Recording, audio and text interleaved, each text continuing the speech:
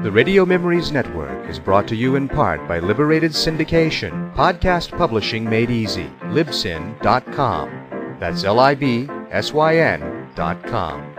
Welcome to the Old Time Radio Network Adventures. What adventures awaits our heroes?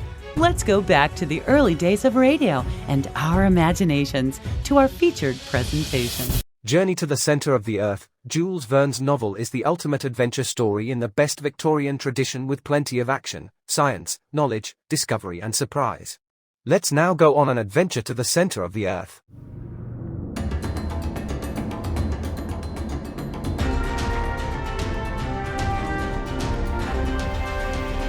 To the Ends of the Earth. Journey to the Center of the Earth. Adapted from the Jules Verne novel by Moya O'Shea. Episode 1.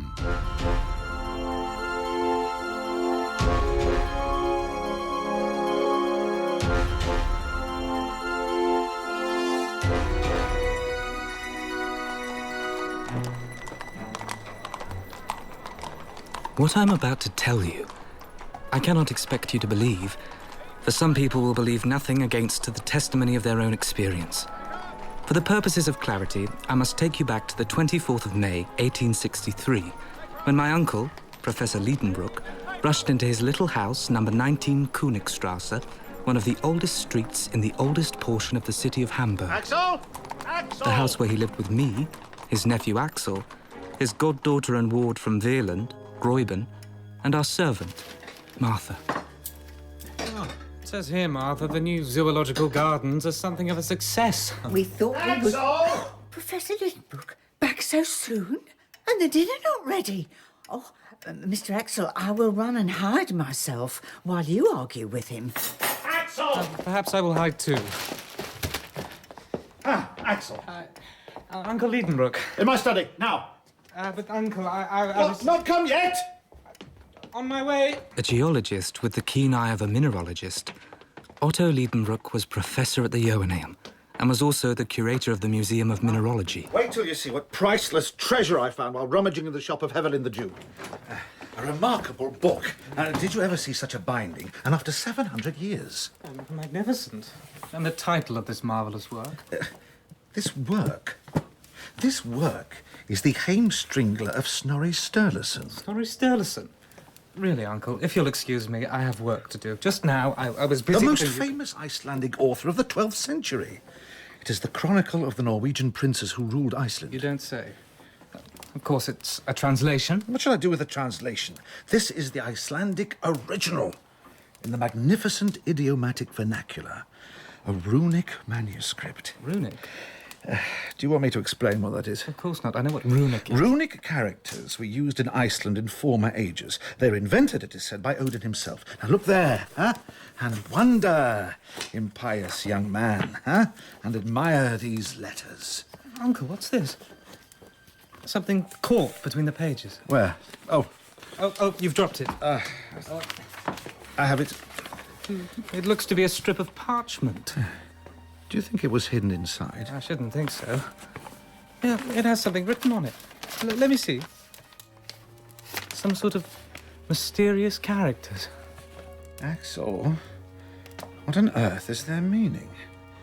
They're most certainly old Icelandic, like the book that we must try to discover for. Professor Liedenbrock, dinner won't be too long. You infernal woman. Take your soup and go where it will boil away to nothing. I'm sorry, Professor Liedenbrock. Poor Martha. I will go and eat. You will not, and sit there. But, Uncle, I am hungry. Sit there and write. We must work out what this means. Here, I will dictate to you every letter of our alphabet which corresponds to each of those characters, and I take care you make no mistake. I will try my best, Uncle. I know my runic alphabet well enough to be sure this first character translates as a double M. Double M. Mm-hmm. Then we have a full stop. Full stop. Yes, an R. R. N. N. L. L. L. L. S. S. And the next word is E. E. S. S. R. R. Axel. This is a cryptogram or cipher. in which the letters are purposely thrown in confusion, I would guess, but when properly arranged, reveal their sense. It is a hidden message. Indeed. I am led to imagine that some possessor of this book wrote these characters. Perhaps his name is to be found somewhere inside. Yes, well, nothing discernible. Well, pass me my lens, Axel. Here, Uncle Liedenbrook. Aha. I can just make out Arne Sarknesum. Who? Why, it is the name of another Icelander, a savant of the 16th century, a celebrated alchemist and the possessor of the book. Well done, Uncle. So what is this Sarknesum concealed in his cryptogram, I will neither sleep nor eat until I found out, and nor will you, Axel. Oh. First of all, we must find the key to this cipher, the way to unlock its meaning. But here, I must confess, my mind wandered, and for very good reason, as my eyes had fallen upon a charming painting of Gräuben, who was at this time at Altona staying with a relation. And in her absence, I was very downhearted, for the pretty Virlandaise and the professor's nephew loved each other with a patience and a calmness entirely German. What are you looking at, my boy? You're in love with Gräuben? Yes. No. You love Gräuben. Now, although the characters on the parchment are runic, this Sarknesum was a very well-informed man, and I would guess he would naturally select that language which was currently adopted by the choice spirits of the 16th century. You think the message is in Latin? Yes, I do, and I'm going to try something. I'm going to take the first letter of each word, then the second, then the third, and so on, and see if that spells something. Now take this down. Double M. These letters named one at a time made no sense to me at all. I therefore waited for the professor to unfold, with great pomp, the magnificent hidden Latin of this mysterious phrase. Oh, it doesn't make any sense. The Latin is confused. The codes are muddled. Oh, I need air. He's gone. Completely gone. But how about his dinner? He won't have any. What? No, my dear Martha, he won't eat a thing. Uncle Liedenbrook is going to make us all fast until he has succeeded in deciphering an indecipherable scrawl. Oh, my dear. Must we all die of hunger? As Uncle Liedenbrook's laboratory assistant, I tried to fill in time classifying a collection of silicious nodules we'd been sent. Oh, it is warm in here. I began to fan myself with the closest thing to hand, that infernal piece of paper on which I'd been made to write my uncle's translation of runic characters into Latin. Gräuben, look at you watching me. How I wish I could rush to you and tell you all about it. The back and front successively passing before my eyes. What's this? Craterum terrestri. Latin. Latin. Can you imagine my surprise when in one of those rapid revolutions, at the moment when the back was turned to me, I caught sight of some words. Oh my goodness, that's it. One just had to read the letters backwards. Do you see, my darling Gräuben? I have discovered the key to the cipher. Now, let us see what it really says. In Snæfell's Joculus, Craterum chem delibet. What? Has this really been done? A mortal man has had the audacity to penetrate. My uncle shall never know it. He would insist upon doing it too, and would take me with him, and we should never get back. Gräuben, we would never see each other again. I must destroy this dangerous secret. The fire. I will throw it in the fire. Gräuben, watch as I throw Axel! I've been walking, Axel, along the river by the canal and have a new combination. I will crack this yet. Hand me the parchment. Oh, very well. For hours, Uncle Liedenbrook worked on. What is that, Uncle? An algebraic formula?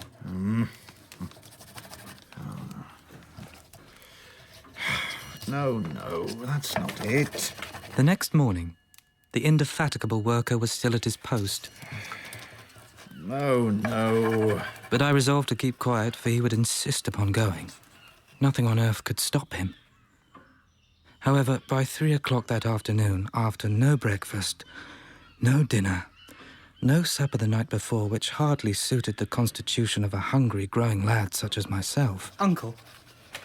So, the very first idea which would come into anyone's head to confuse the letters of a sentence would be to write the words Uncle vertically. Liedenbrook. Yeah? There. Read that. My translation.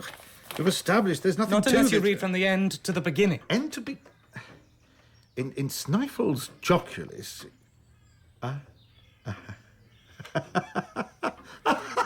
Clever, Sarknessum! You have written your sentence backwards! in Snifel's Joculis, Cratrum chem delibat umbras cataris, Julie... Oh, this really is quite appalling Latin. But the meaning, Uncle. Descend, bold traveller, into the crater of the Jocle of Snæfell, which the shadow of Cataris touches before the calends of July, and you will attain the centre of the earth, which I, Arne Sarknessum, have done. Jocle. Snæfell. What is this Scataris? Axel, take down the third atlas on the second shelf in the large bookcase. Series Z, plate 4. As requested.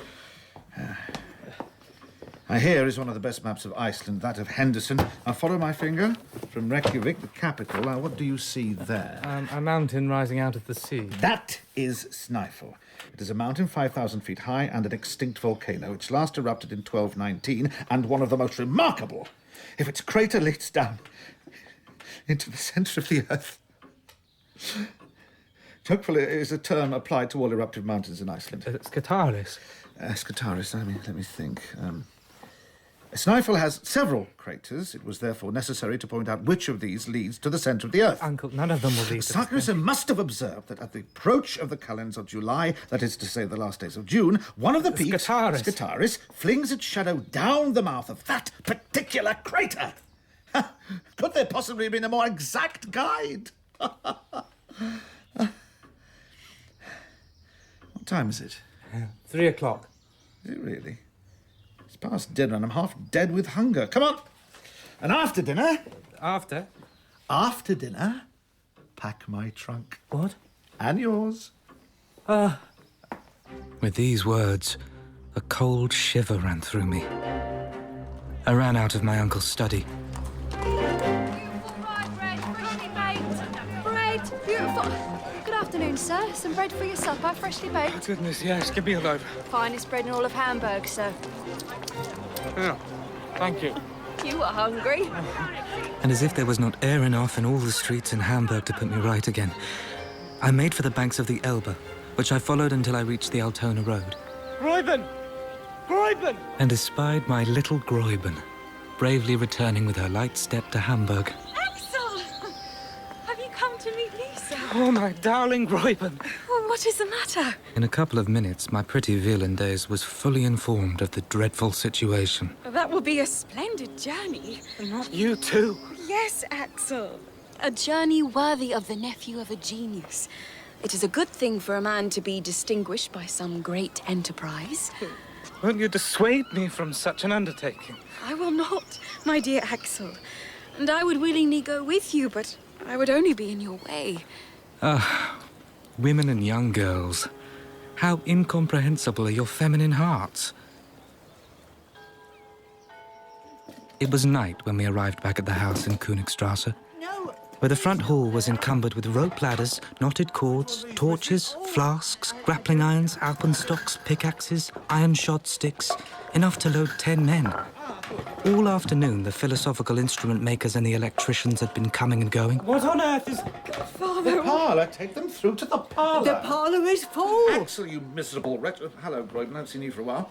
Don't you remember? I went to stay Axel, with... your boxes are not packed and my papers are not arranged. And where's the key to my carpet bag? We leave tomorrow. But what need is there to hurry? Time.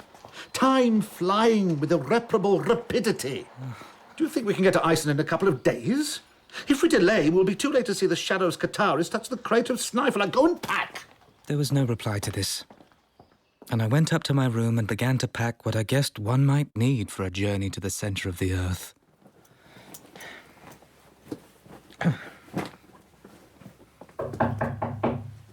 Axel? May I come in, please? Gräuben. I have had a talk with my guardian. He is a bold philosopher, a man of immense courage, and You must remember that his blood flows in your veins. He has confided to me his plans, his hopes, and how he expects to succeed. Oh, my dear Axel, what honour will fall upon Professor Liedenbrock, and so be reflected upon his companion. When you return, you will be a man, his equal, free to speak and to act independently, and free to... Marry me. My dear one. At 10 o'clock, I fell upon my bed, a lump of inert matter. All through the night, terror had hold of me. I spent it dreaming of abysses. I awoke the next morning with shattered nerves and washed and dressed, trembling and weary, and headed downstairs with my portmanteau. Take this out and come back. Ah, here he comes now. Your case, Axel? It's packed. Good morning, Gräuben. Good morning, Axel. Then make haste, or we shall miss the train. Let me take that for you, sir.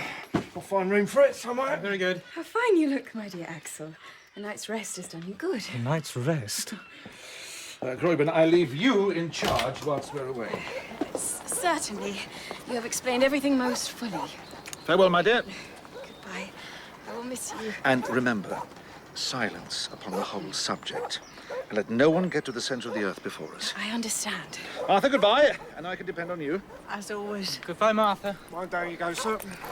Gräuben. Go, my dear Axel, go.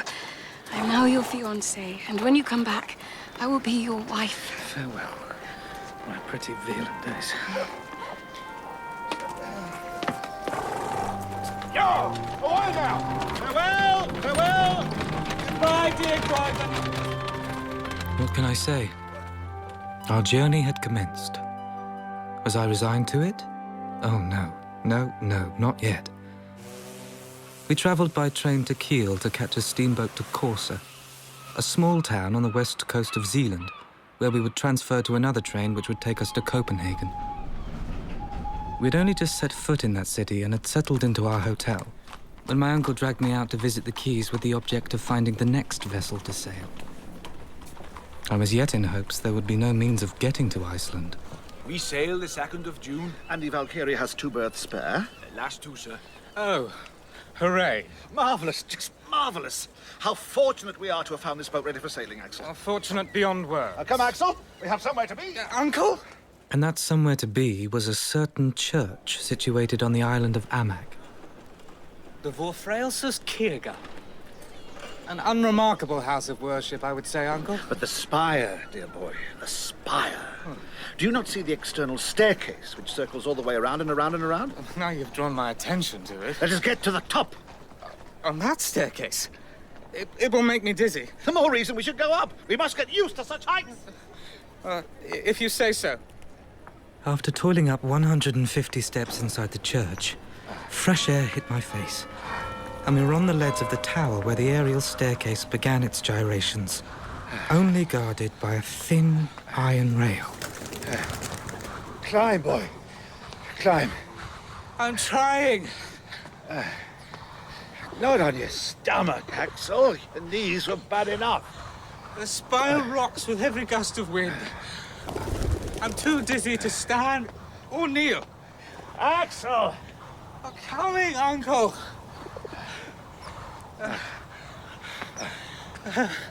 Am I at the top? Oh. Open your eyes. And you will see. Open them! Look down! You must take a lesson in abysses. Open your eyes. Oh, the steep is spinning. Spinning. The houses below squashed flat. My first lesson in vertigo lasted an hour. Tomorrow, we will do it again. What? And so it was.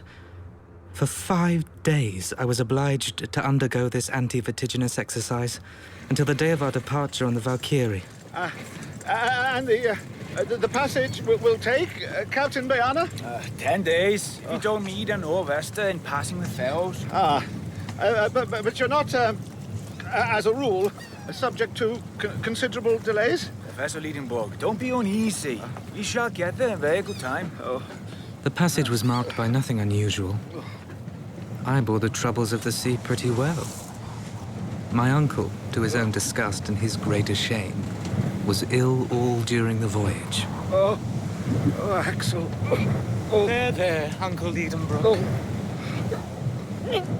And on schedule, the Valkyrie dropped her anchor before Reykjavik, in Faxe Bay. There it is. There's your mountain. Snæfell. Snæfell. Where? There, north of the bay. See the double peak? So that is Snæfell.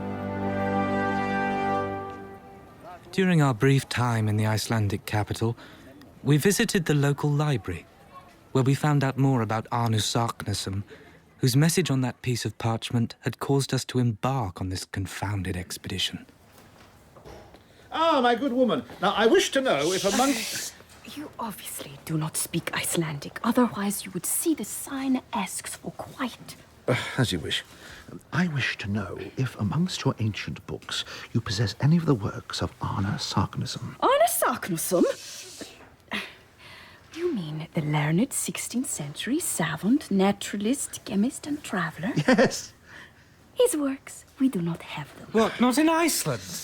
They are neither in Iceland nor anywhere else because Arne Sarknesum was persecuted for heresy. And in 1573, his books were burned by the common hangman. Very good. Excellent. What? Excellent. Yes. Now it is all clear. Now it is all untangled. I see why Sarknesum, placed on the Index Expurgatorius and compelled to hide the discoveries made by his genius, was obliged to bury in an incomprehensible cryptogram the secret What of... secret? Have you some private document on your possession? Uncle, look at the time. We have to see about a guide. Come. A guide, yes, I'd almost forgot. Yes, we must go. What secret? As the next part of our expedition would be by land only, above and below it, we engaged a guide who came highly recommended. Axel, I would like you to meet Hans Bielke. A tall man of robust build, strong and intelligent. His whole appearance bespoke a perfect calmness, which nothing in the world could astonish or disturb. How do you do, Mr. Bielke? Axel, Hans does not speak one word of our language. Not one. Nephew, you know I'm not prone to exaggeration. His language is Icelandic, but he can get by in Danish. And, being something of a polyglot, so can I. Hans, det her er min novo Axel Liedenbrock. Wacht de murder, Axel. Hans says, how do you do? Call him Hans. Yeah, Hans. How do you do, Hans? Hans is a hunter by trade. A hunter of the eider duck. Oh. He does not look like the type who's likely to frighten game or even get near it. Have no fear. He only hunts the feathers, not the duck, eh? Oh. Hans was engaged for the whole period of my uncle's scientific research, for the remuneration of 3 Riksdollars a week, about 12 shillings. Hans is a first-rate fellow, Axel, but he little thinks of the marvellous part he has to play in the future. So he is to go with us as far as... The centre of the earth, Axel. But it was an express article of the covenant that his wages should be counted out to him every Saturday at 6 o'clock in the evening. Hver lørdag aften klokken 6. Time being against us, we left Reykjavik immediately. It was already the 16th of June, and headed to the village of Starpi on the south shore of the Snæfell Peninsula, at the very foot of the volcano. A journey of 7 or 8 days. There stands the giant I shall conquer. Ja, det der er Snæfellsjökull. Yeah, Hans, yeah. Uncle Liedenbrock, I was thinking, there's no proof Snæfell is extinct. Who can assure us an eruption is not brewing at this very moment? Does it follow that because the monster has slept since 1219, he must never wake again? And if he wakes up presently, where will we be? Yes, I was thinking that too. You were? But you see all those volumes of steam, Axel, there and there, curling up into the air, are what the Icelanders call kvær? Ja, det er en kvær. Issuing from thermal springs. Now, they demonstrate we have nothing to fear from the fury of a volcanic explosion. Am I to believe that? In Starpi, Hans hired the services of 3 Icelanders to do their duty in the transport of the burdens, and who were to turn back as soon as we arrived at the crater. Along with our provisions and instruments, Hans, who was a cautious man, added to our luggage a leather bottle full of water, which with our flasks would ensure us a supply for 8 days.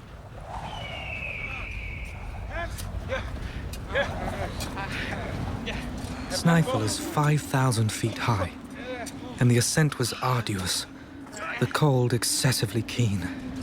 Hasting! Hasting! The wind lashed pumice and sand and dust onto the side of the cone to which we were holding.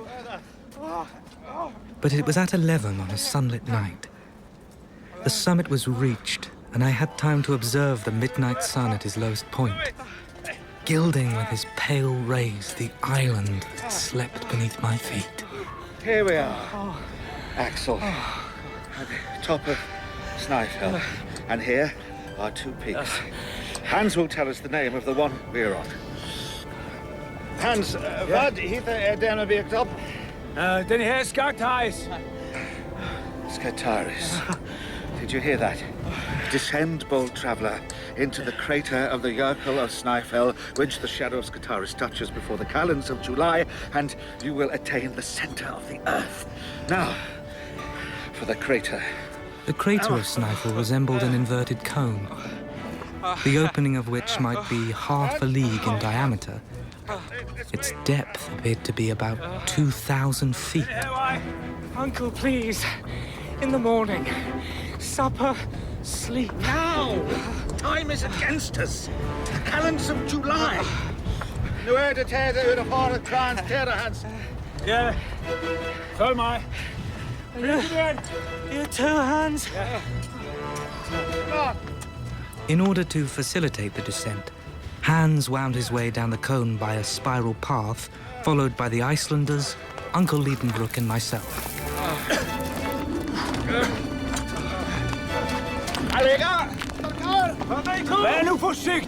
At particularly dubious passages, we were obliged to connect ourselves with one another by a long rope, in order that any man who missed his footing might be held up by his companions. I'm all right. Hold my arm, Axel. I will, Uncle.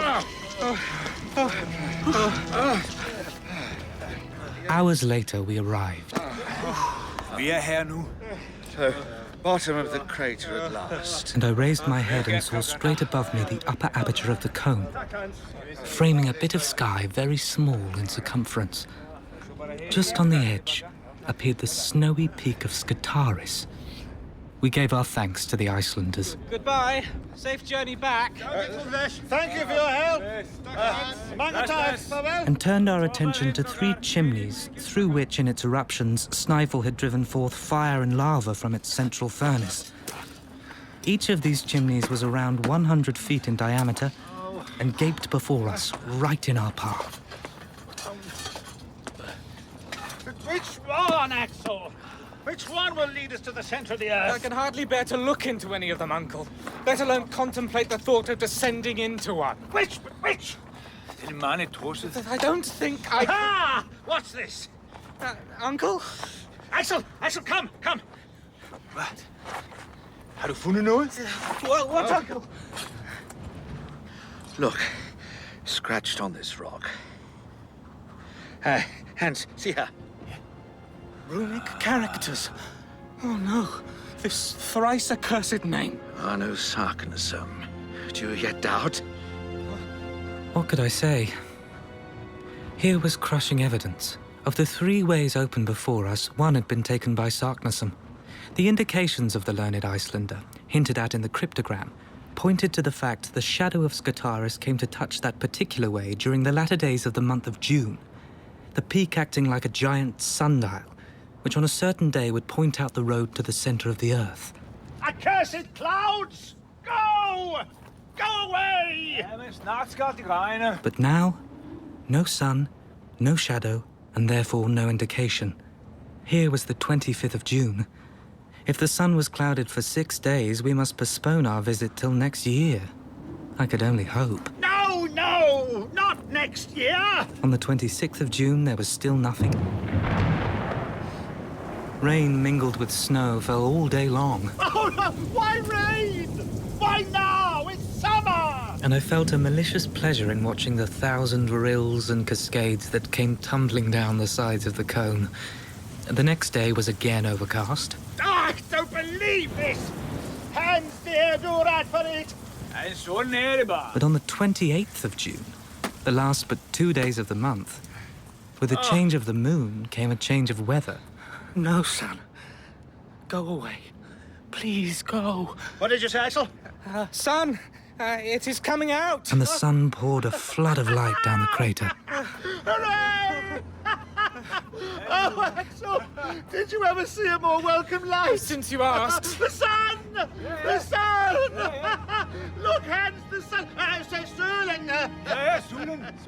And with that, Scartaris laid down his sharp-pointed angular shadow which began to move in the opposite direction to that radiant orb. There it is. There it is. And at noon, being at its least extent, it came and softly fell upon the edge of... The middle chimney. It's the middle way. Nu till Jans in the rock igen. As I feared. Nu till Jans in the can. Framme! Forward! The center of the earth. I had not yet ventured to look down into the bottomless pit into which I was about to plunge. I might now either share in the enterprise or refuse to go. Yes. That's it. I could refuse to go. Axel. Framme. But I was ashamed to recoil in the calm, indifferent presence of the eider-down hunter. My heart flew back to my sweet Velon days. For you, darling Gräuben, I do this.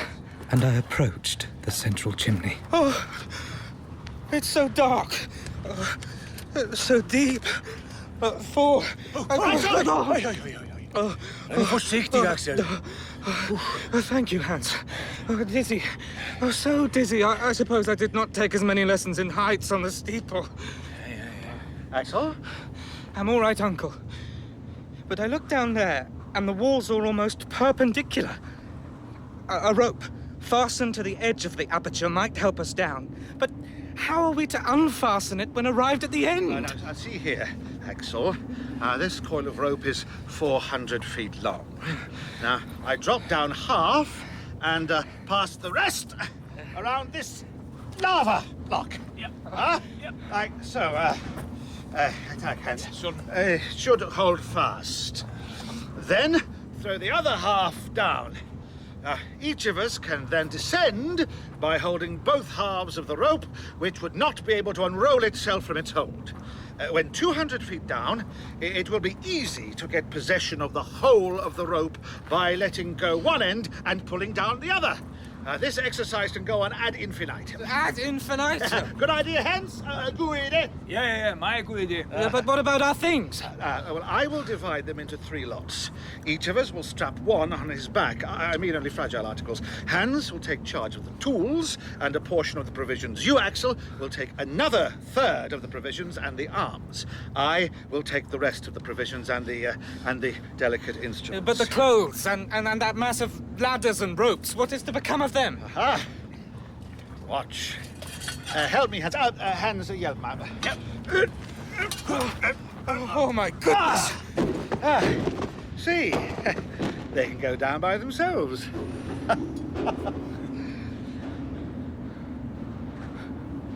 But I didn't hear them hit the bottom. Not a sound.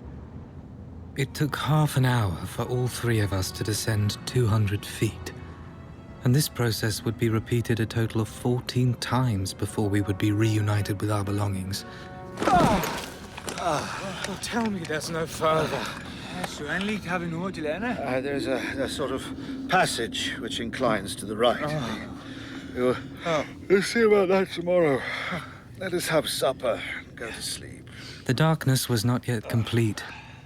And later, after a meal of essence of beef and biscuits, water and a little gin, I lay on my bed of stones and lava fragments and saw a bright, sparkling point of light at the extremity of the gigantic tube. It was a star. At 8 in the morning, a ray of daylight came to wake us. Jeg sovet ret godt. Yes, Hans, I think we all slept well. And the 1,000 shining surfaces of the lava walls received it on its passage and scattered it like a shower of sparks, as we quickly breakfasted and made ready for the day ahead. Well, Axel, what do you say to it, Did you ever spend a quieter night on a little house in Königstrasse? No doubt it is very quiet at the bottom of this well. But there's something quite alarming in the quietness. If you're frightened already, what will you be by and by? We've not got a single inch yet into the bowels of the earth. What do you mean? I mean, we've only reached the level of the island. This long vertical tube, which terminated at the mouth of the crater, has its lower end only at the level of the sea. Are you sure of that? Quite sure. Consult the barometer. Oh. Now, Axel, now we are really going into the interior of the earth. At this precise moment, the journey really commences. Only now? Hans, nu for Saturreisen. Oh, ja, så siger vi det. Hurry, Axel, get yourself together. Each shouldered his package, and Hans would drive before him the bundle of cords and clothes, which, owing to the downward slope, would slide at the end of a long rope. I shall light the way. Around my uncle's neck hung a Ruhmkorff's apparatus, a type of lamp, which he lit. You see how the apparatus forms an electric communication with the coil in the lantern. Let there be light. I'll have to admit, it is remarkable. And a sufficiently bright light dispersed the darkness of the passage. Hans carried another apparatus, which was also put into action. And this ingenious application of electricity would enable us to go on for a long time by creating an artificial light, even in the midst of the most flammable gases. Now, march! I raised my head and saw for the last time, through the length of that vast tube, the sky of Iceland, which I was never to behold again. Farewell, friend. March, Axel! Uncle, you should have said slide. Forsigtig nu, vejen er stejl. Yes, the way is steep, Hans. Look! My boy. Look. Oh, it is magnificent. My uncle, what a sight. The lava has formed a surface of crystals. How can I describe it? Like limpid tears of glass making globes of light. And the blending hues of the lava. Browns, reds, and yellows. Well, you will see greater splendors than these, I hope. Come. As we trekked, there was no sensible change in temperature, which gave reason to the belief our descent was more horizontal than vertical. For it was known the earth was a furnace at its center, although my uncle did not agree with this notion. As for the exact depth reached, he measured accurately the angles of deviation and inclination on the road, but he kept the results to himself. We walked until we could walk no more. This cavern will suit us well for the night. And there is plenty of air. We will light the torches and get settled. How is there air, Uncle? Although after 7 consecutive hours of descent, I'm too tired to care. Jeg sørger for aftensmaden. Mange tak, Hans. And thirsty.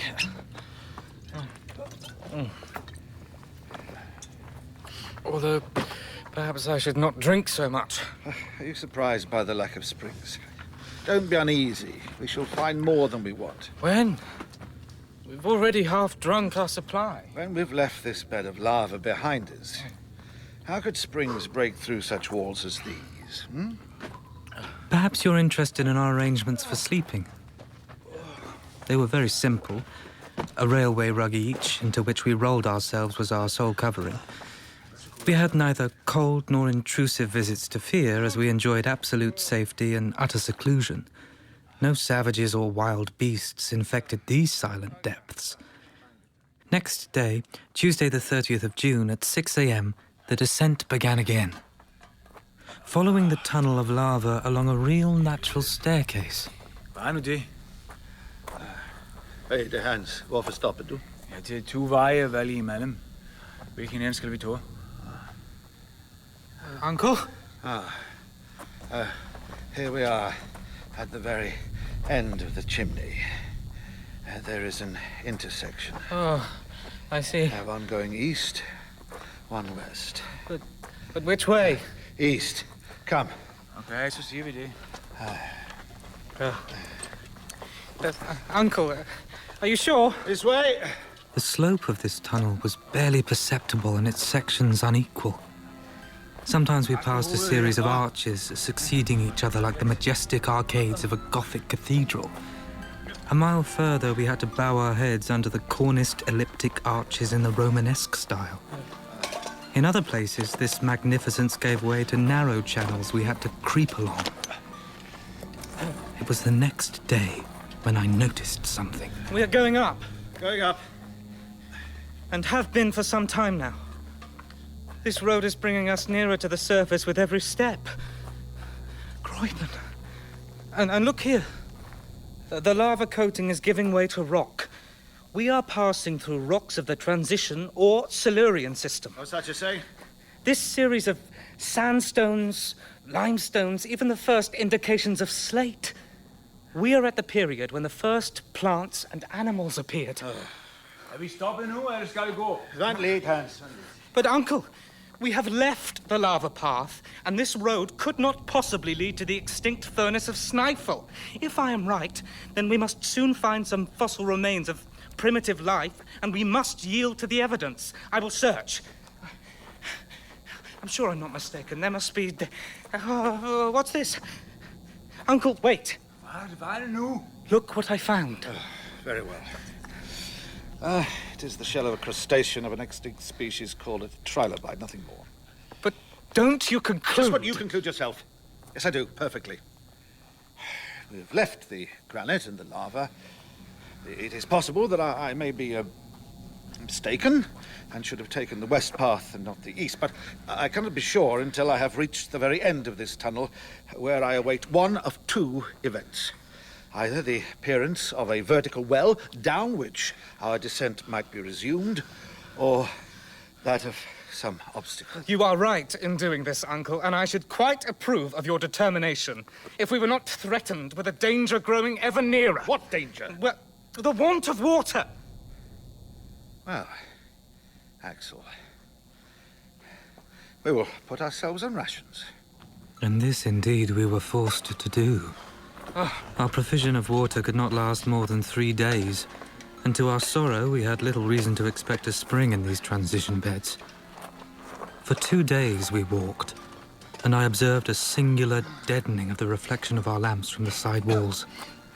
Marble, schist, the limestone and sandstone were giving way to a dark and lusterless lining. It was cold. And, Uncle, I'm beginning to think this tunnel must be endless. It isn't. Isn't what? Endless. How do you figure that? Vi er nået til ende. Because we are at the end. A dead end. Oh. Well, now, at any rate, we shall know what we're about.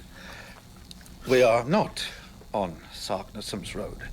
And all we have to do is go back. Let us take a night's rest. And in 3 days we shall get to the fork in the road. 3 days? By tomorrow we will have no water. Not courage either, Axel. Courage?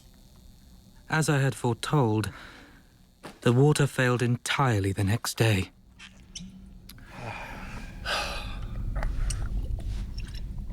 For helvede, det er for stærkt. Her, drik, professor Lidenbrook. Tak, Hans.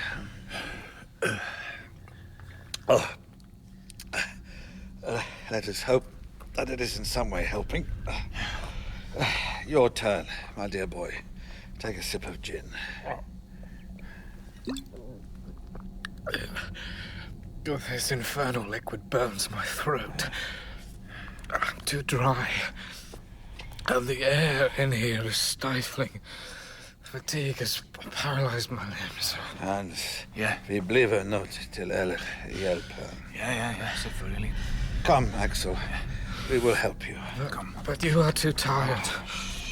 Too tortured with thirst yourselves. Axel, wie? Quiet, Ja, boy. wie had I now?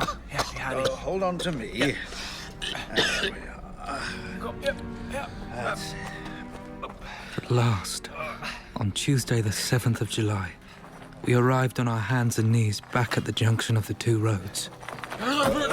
Axel! Lift, Hans. Lift. Come, Axel. Poor boy. Drink. No more gin. Draught of water. But it is the very last. You hear? The last. Drink. I kept it as a precious treasure at the bottom of my flask. 20 times, nay, 100 times, I have fought against a frightful impulse to drink it. My dear uncle, thank you. Thank you. We have no water. We must return. Return? So then, Axel, you have found no courage or energy in these few drops of water. I see you just as feeble-minded as you were before, and still only expressing despair. What? You won't go back? Should I renounce this expedition? Just when we have the fairest chance of success? Never. Then we must resign ourselves to destruction. No, Axel, no. Go back. Hans will go with you. Huh? Leave me. Leave you here? I have undertaken this journey. I will carry it out to the end. And I will not return. Hans, he is not the master of our life. We must fly. We must drag him back. Do you understand? Professor Liedenbrock, Come! You will get nothing from that immovable servant. The want of water is the only obstacle in our way. Perhaps we'll be more fortunate if we follow the western tunnel. As it appears to penetrate downwards, it should bring us to granite rocks. There we must meet with abundant springs. The nature of the rock assures me of this. This is my proposal. If in a single day we have not met with the water that we want, I swear to you, we will return to the surface of the earth. Let us start. I am the Columbus of the netherworld. This time the descent commenced by the new tunnel, and despite the appearance of subsequent walls of granite, no signs of water appeared. My limbs are failing. Oh, the pain.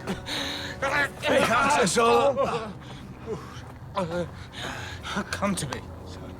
I'm dying. Axel, it's over. We're finished. We can never make it back now. Never to see my Gräuben again. My pretty field days. Hush now, Axel. Close your eyes. Let death take you. Oh, shh. Prøv lige at høre efter. But Hans hears something. I do too. I can't hear. Van! Van! Van!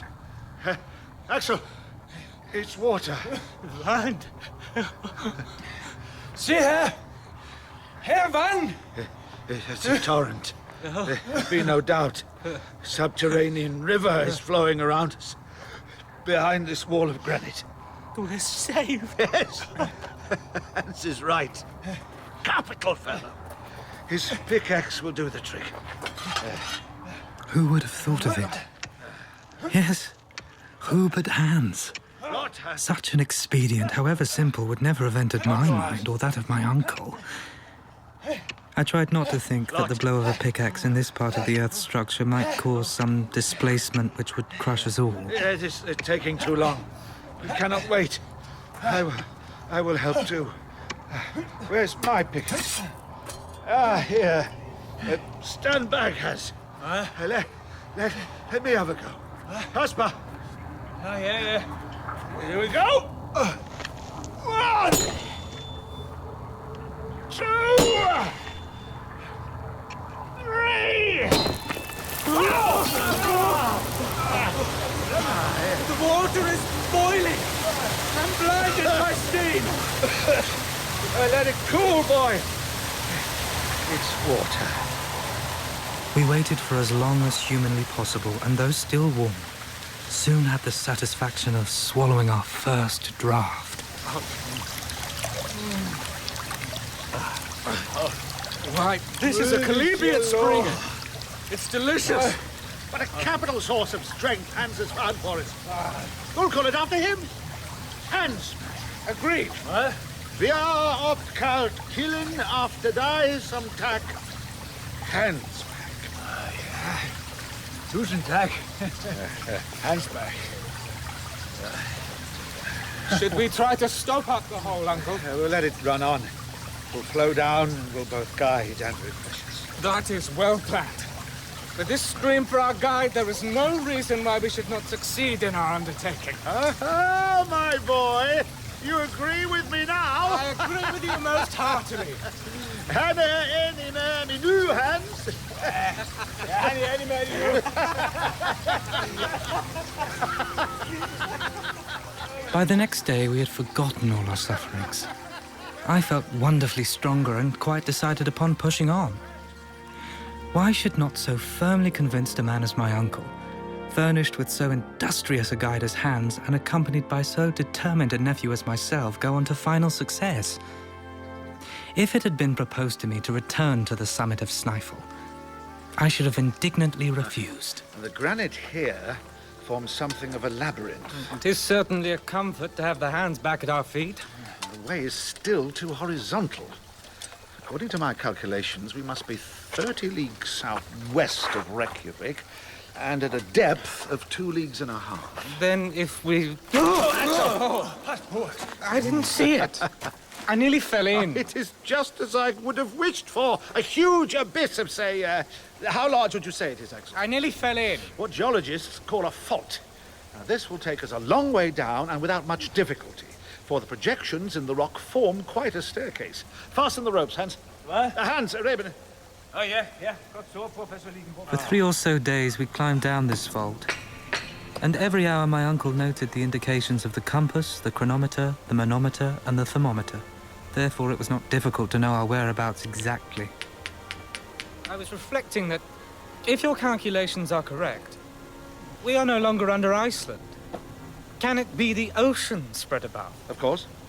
I do not feel so easy at the thought of the boundless ocean rolling over my head. Whether it be plains or mountains, it matters little, as long as we are arched over by solid granite.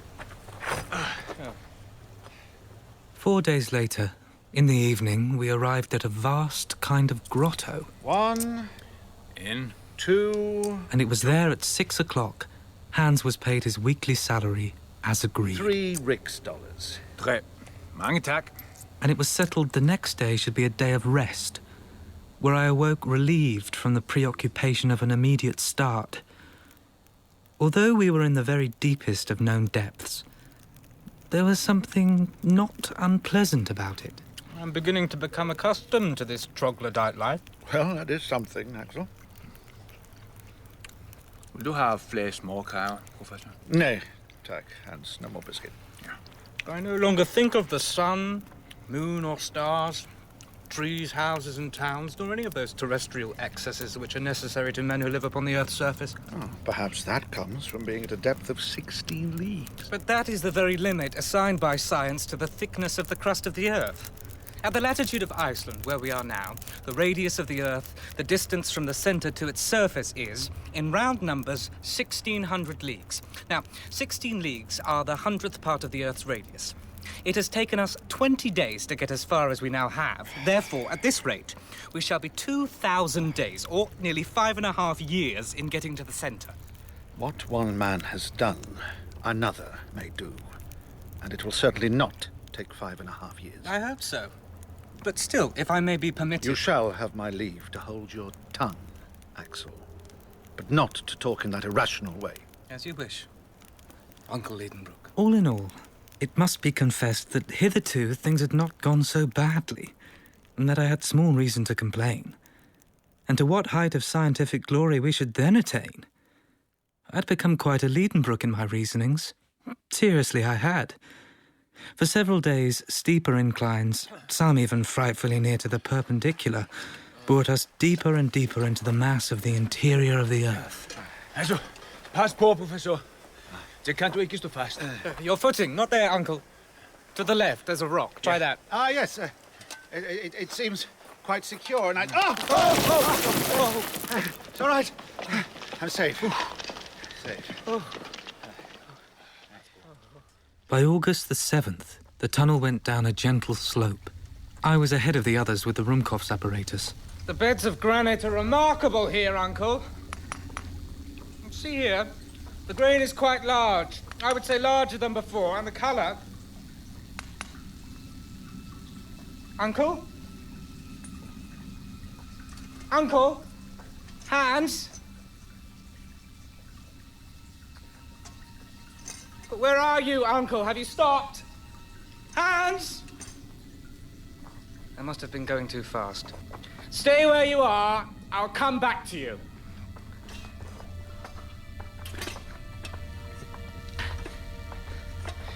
Uncle Liedenbrock? Hans? Where are they? There's only one road, and they're on it. I'm coming! Uncle Liedenbrock?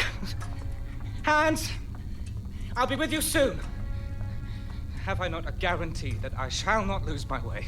A clue in the labyrinth, one that will lead me back to you, my faithful stream, Hans back.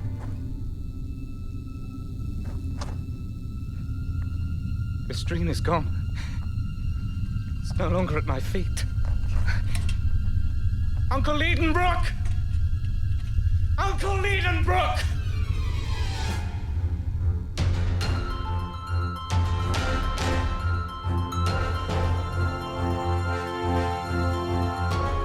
In Journey to the Centre of the Earth, adapted from the Jules Verne novel by Moya O'Shea, Axel was played by Joel McCormack, Professor Liedenbrock by Stephen Critchlow, Hans Gudmundur Thorvaldsen, Gräuben Nicola Ferguson, and Martha Elizabeth Bennett. Other parts were played by Nick Underwood, Sam Riggs, Tom Forrester, and Scarlett Brooks. Original music was composed by Neil Brand, and the director was Tracy Neal.